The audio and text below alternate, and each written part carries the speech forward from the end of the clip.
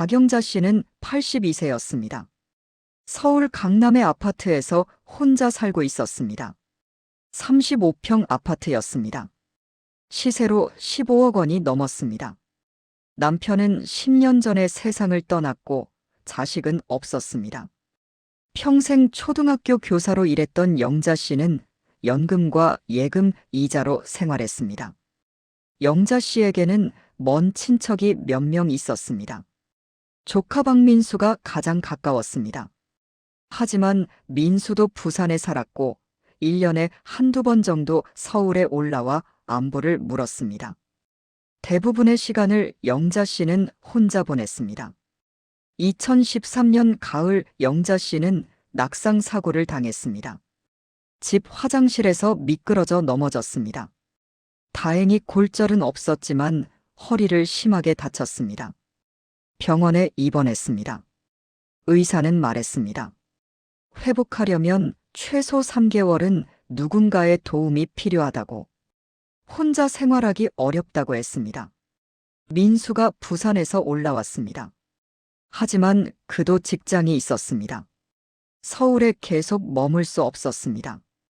고민 끝에 간병인을 구하기로 했습니다. 병원 게시판에 공고를 냈습니다. 며칠 후 김미선이라는 여성이 연락을 해왔습니다. 45세였습니다. 간병인 경력이 10년이라고 했습니다. 자격증도 있었습니다. 이력서를 보니 여러 병원과 가정에서 일한 경력이 있었습니다. 추천서도 있었습니다. 민수는 미선을 면접했습니다. 인상이 좋았습니다. 말투도 공손했고 경험도 풍부해 보였습니다. 이전 고용주들의 평가도 좋았습니다. 민수는 미선을 고용하기로 결정했습니다. 월급은 300만 원으로 합의했습니다. 숙식을 제공하기로 했습니다. 미선은 영자 씨 집으로 들어왔습니다. 처음에는 정말 성실했습니다. 아침 일찍 일어나 영자 씨의 식사를 준비했습니다.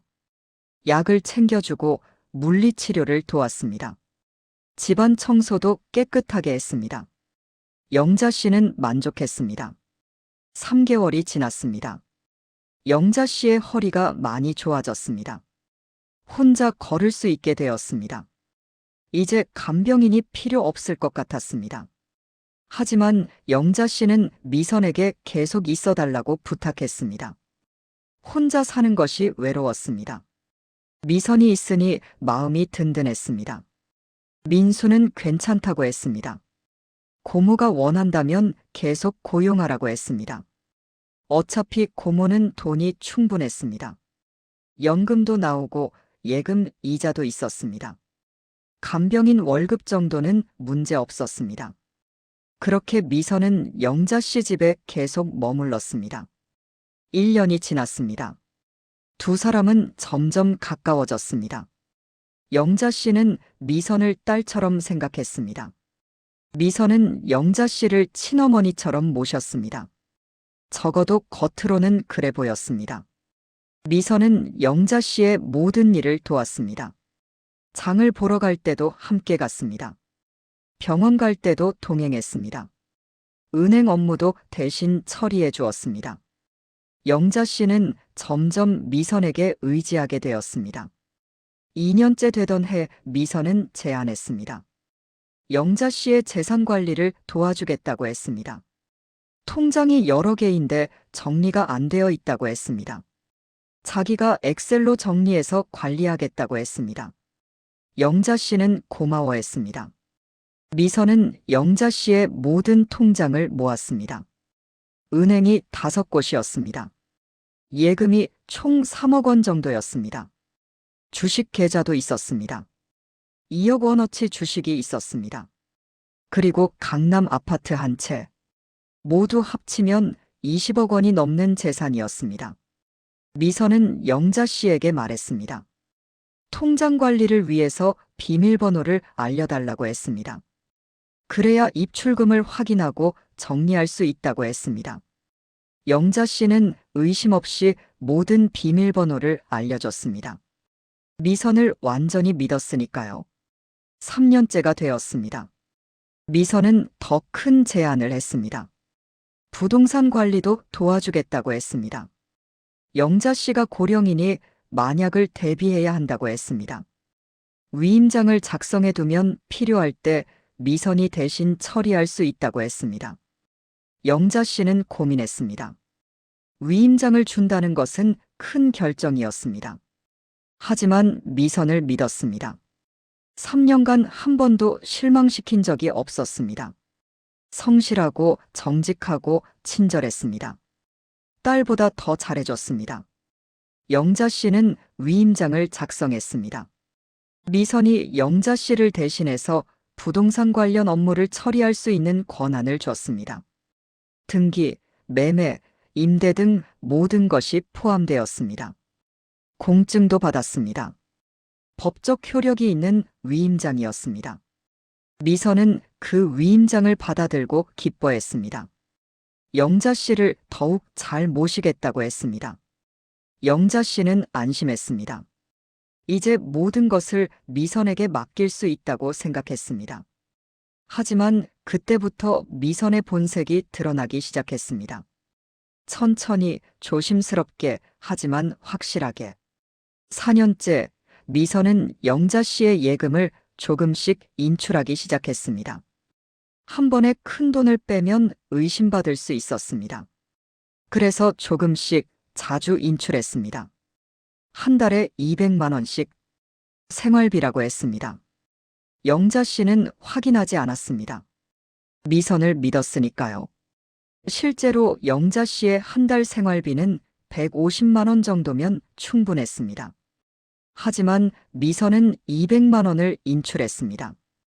50만 원의 차액은 미선의 계좌로 갔습니다. 한 달에 50만 원, 1년이면 600만 원이었습니다. 5년째 미선은 더 대담해졌습니다. 영자 씨의 주식을 팔기 시작했습니다. 2억 원어치 주식을 조금씩 처분했습니다. 영자 씨에게는 재투자한다고 말했습니다. 하지만 실제로는 미선의 계좌로 돈이 갔습니다. 6년째 미선은 가장 큰 범죄를 저질렀습니다. 아파트 명의를 이전하기 시작한 것입니다. 위임장이 있었습니다.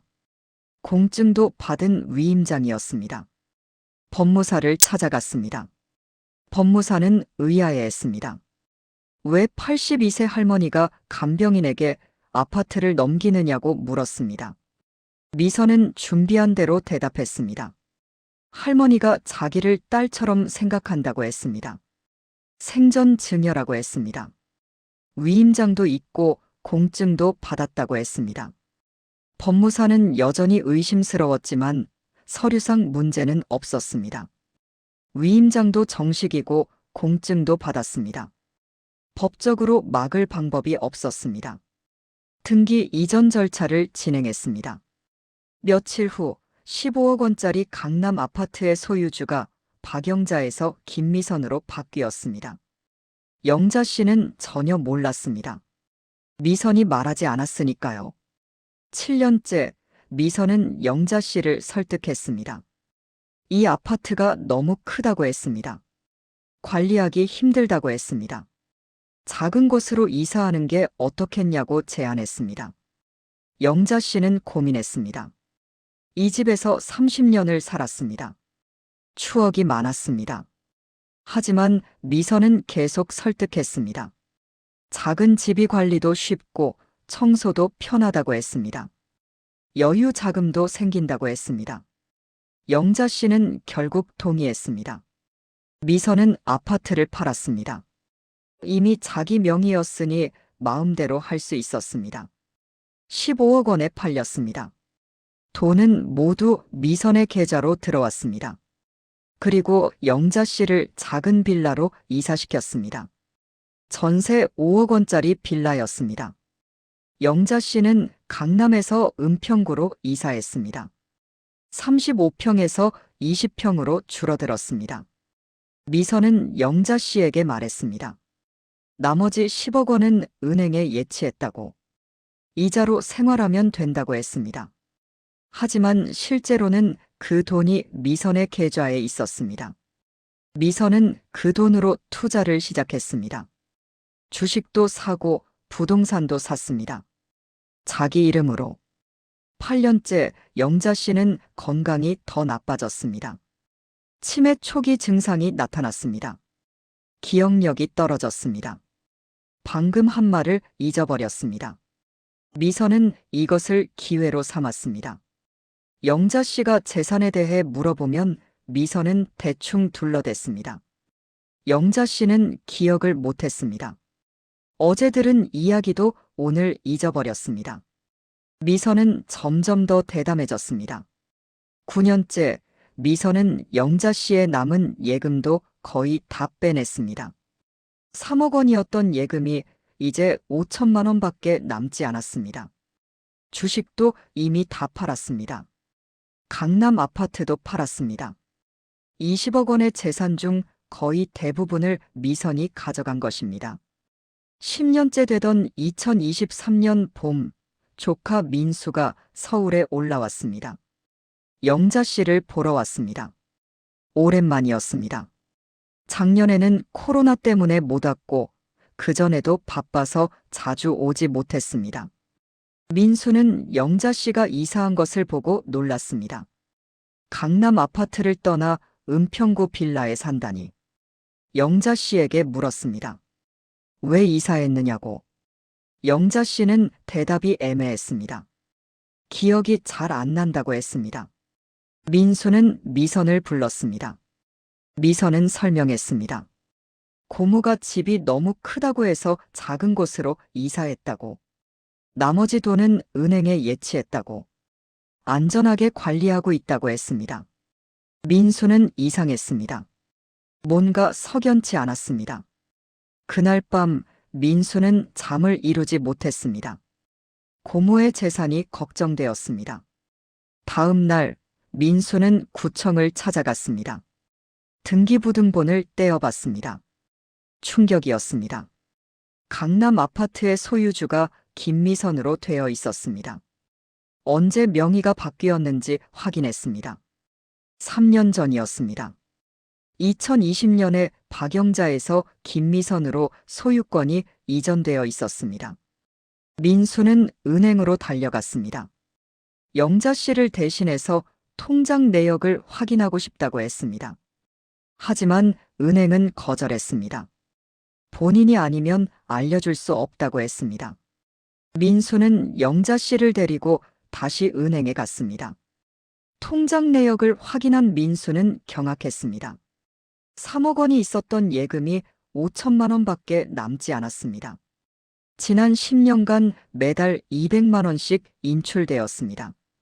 그리고 큰 금액이 빠져나간 기록도 여러 번 있었습니다. 주식 계좌도 확인했습니다. 2억 원어치 주식이 모두 매도되어 있었습니다. 그 돈은 어디로 갔을까요? 민수는 미선을 추궁했습니다. 미선은 처음에는 발뺌했습니다. 모든 것이 영자 씨의 동의를 받은 것이라고 했습니다. 생활비로 쓴 거라고 했습니다. 하지만 민수는 계산했습니다.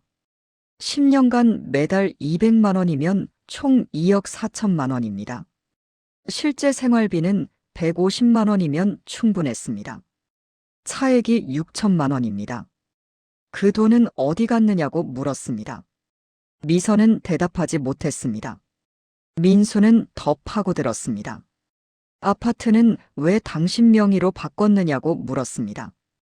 위임장이 있었다고 해도 명예 이전은 다른 문제라고 했습니다. 미선은 결국 자백했습니다. 영자 씨가 자기를 딸처럼 생각해서 증여했다고 했습니다. 자발적인 것이었다고 주장했습니다. 하지만 민수는 믿지 않았습니다. 민수는 경찰에 신고했습니다. 사기 및 횡령 혐의였습니다. 경찰이 조사에 나섰습니다. 미선의 계좌를 추적했습니다. 놀라운 사실이 드러났습니다. 미선의 계좌에는 18억 원이 있었습니다. 지난 10년간 영자 씨로부터 빼돌린 돈이었습니다.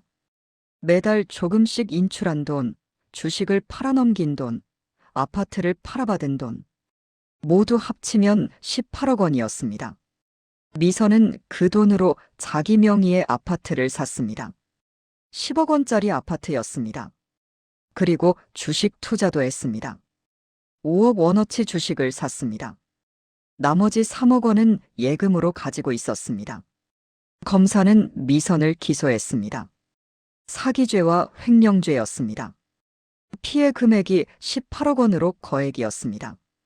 특히 취약한 고령자를 대상으로 한 범죄라서 더욱 죄질이 나빴습니다. 재판이 시작되었습니다. 미선의 변호사는 주장했습니다. 모든 것이 영자 씨의 동의 하에 이루어진 것이라고. 위임장도 있고 영자 씨가 미선을 딸처럼 생각했다고 했습니다. 증여의 성격이 강하다고 주장했습니다. 하지만 검사는 반박했습니다. 위임장은 부동산 관리를 위한 것이지 명예 이전을 위한 것이 아니라고 했습니다. 게다가 영자 씨는 치매 초기 증상이 있었습니다. 제대로 된 판단 능력이 없었다고 주장했습니다. 정신감정이 이루어졌습니다. 영자 씨는 현재 경도 치매 상태였습니다. 의사는 말했습니다. 이 증상은 갑자기 생기는 것이 아니라고. 최소 3년 전부터 서서히 진행되었을 것이라고 했습니다. 즉, 아파트 명의 이전 당시에도 이미 인지 능력이 떨어진 상태였다는 것입니다. 민수는 증인으로 나왔습니다. 고모는 평생 검소하게 살았다고 증언했습니다. 간병인에게 15억짜리 아파트를 증여할 리 없다고 했습니다. 이것은 명백한 사기라고 주장했습니다. 재판은 6개월 동안 진행되었습니다. 언론에서도 관심을 보였습니다. 간병인이 10년간 노인을 이용해 20억 원을 편취한 사건이라며 보도했습니다. 간병인 범죄의 심각성을 경고하는 기사들이 쏟아졌습니다. 1심 판결이 나왔습니다. 미선에게 징역 7년이 선고되었습니다. 사기죄와 횡령죄가 모두 인정되었습니다. 또한 영자 씨에게 18억 원을 반환하라는 명령도 내려졌습니다. 판사는 판결문에서 말했습니다. 이 사건은 취약한 고령자를 대상으로 한 계획적이고 지능적인 범죄라고 했습니다. 10년에 걸쳐 조금씩 재산을 빼돌린 것은 매우 악질적이라고 했습니다. 특히 신뢰관계를 악용한 것이 가장 큰 죄라고 했습니다. 미선은 항소했습니다. 하지만 2심에서도 징역 7년이 확정되었습니다. 대법원에 상고했지만 기각되었습니다. 미선은 교도소로 향했습니다. 재산 회수는 쉽지 않았습니다. 미선이 산 10억짜리 아파트는 압류되었습니다. 경매로 넘어가 8억 원에 팔렸습니다. 주식도 처분했습니다. 하지만 시장 상황이 안 좋아서 3억 원밖에 안 되었습니다. 예금 3억 원까지 합쳐 총 14억 원을 회수했습니다. 18억을 빼앗겼는데 14억만 돌려받은 것입니다. 4억 원은 영영 사라졌습니다. 미선이 10년간 생활비나 다른 용도로 쓴 돈이었습니다. 회수할 방법이 없었습니다. 영자 씨는 지금 요양원에 있습니다. 치매가 더 진행되었습니다. 혼자 생활할 수 없게 되었습니다. 민수가 요양원 비용을 내고 있습니다. 한 달에 300만 원입니다. 돌려받은 14억 원은 영자 씨의 노후 비용으로 쓰이고 있습니다. 요양원 비용, 병원비, 각종 생활비. 민수가 관리하고 있습니다. 계산해보니 영자 씨가 90세까지 산다고 가정하면 딱 맞을 것 같았습니다. 만약 미선이 재산을 빼돌리지 않았다면 어땠을까요? 20억 원이 그대로 있었다면 영자 씨는 강남 아파트에서 편안하게 살 수 있었을 것입니다. 전문 간병인을 고용하고도 돈이 남았을 것입니다. 하지만 이제 그것은 불가능합니다. 4억 원이 사라졌고 강남 아파트도 없습니다. 영자 씨는 요양원에서 남은 생을 보낼 것입니다. 이 사건은 사회에 큰 경종을 울렸습니다. 간병인 범죄의 심각성이 드러난 것입니다. 정부는 대책 마련에 나섰습니다. 간병인 관리 감독을 강화했습니다. 새로운 제도가 도입되었습니다. 간병인이 고령자의 재산을 관리하는 경우 정기적으로 보고하도록 했습니다. 3개월마다 지자체에 통장 내역과 재산 변동 사항을 신고해야 합니다. 확인을 거부하면 간병인 자격이 정지됩니다. 또한 위임장에 대한 규정도 강화되었습니다. 고령자가 간병인에게 위임장을 줄 때는 반드시 가족이나 법률 전문가의 입회가 필요하도록 했습니다. 공증만으로는 부족하다는 판단이었습니다. 금융권에서도 움직임이 있었습니다. 은행들은 고령자 계좌에 대해 특별 관리를 시작했습니다. 한 달에 일정 금액 이상 인출되면 자동으로 경고 메시지를 보냅니다. 가족에게도 알림이 갑니다. 부동산 등기소에서도 시스템을 바꿨습니다. 75세 이상 고령자의 부동산이 타인 명의로 이전될 때는 본인 확인 절차를 강화했습니다. 공증만으로는 안 되고 직접 등기소에 와서 의사를 확인받아야 합니다. 하지만 이런 제도에도 불구하고 간병인 범죄는 계속되고 있습니다. 2024년 한 해만 해도 100건 이상의 간병인 재산 범죄가 적발되었습니다. 평균 피해액은 5억 원이었습니다. 가장 큰 문제는 가족의 무관심입니다. 영자 씨의 경우도 조카 민수가 1년에 한두 번만 찾아왔습니다. 10년 동안 재산이 빠져나가는데도 몰랐습니다. 만약 정기적으로 방문하고 재산 상황을 확인했다면 막을 수 있었을 것입니다. 전문가들은 말합니다. 간병인은 필요하기라고. 고령화 사회에서 간병인 없이는 불가능하다고 합니다. 하지만 동시에 간병인에게 모든 것을 맡기면 안 된다고 경고합니다. 가족이 정기적으로 확인해야 합니다. 최소한 한 달에 한 번은 통장 내역을 확인하세요. 큰 금액이 인출되면 이유를 물으세요. 부동산 명의 변경 같은 중요한 결정은 반드시 가족과 상의하세요. 위임장은 신중하게 작성해야 합니다. 특히 부동산 관련 위임장은 위험합니다.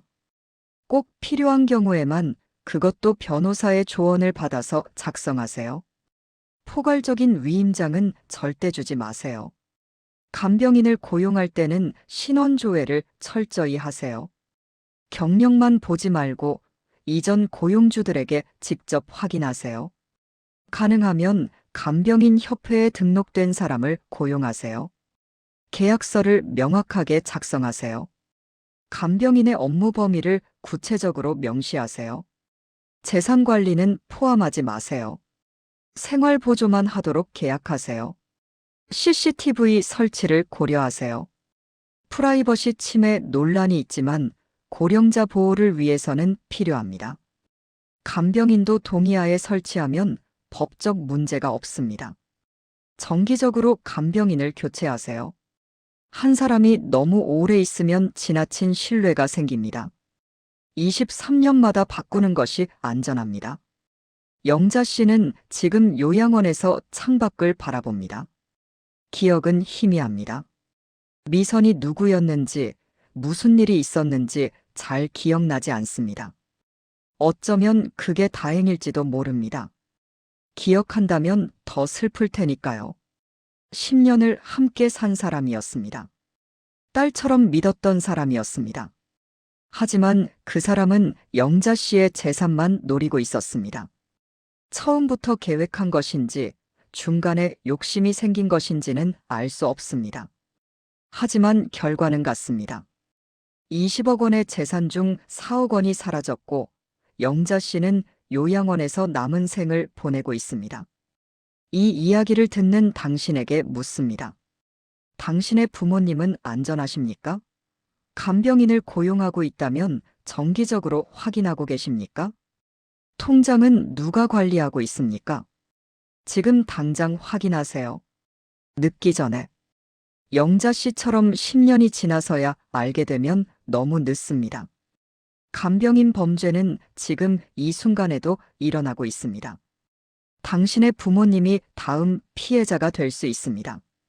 경계하십시오. 확인하십시오. 그리고 가족의 관심을 놓지 마십시오. 그것만이 부모님을 지키는 길입니다.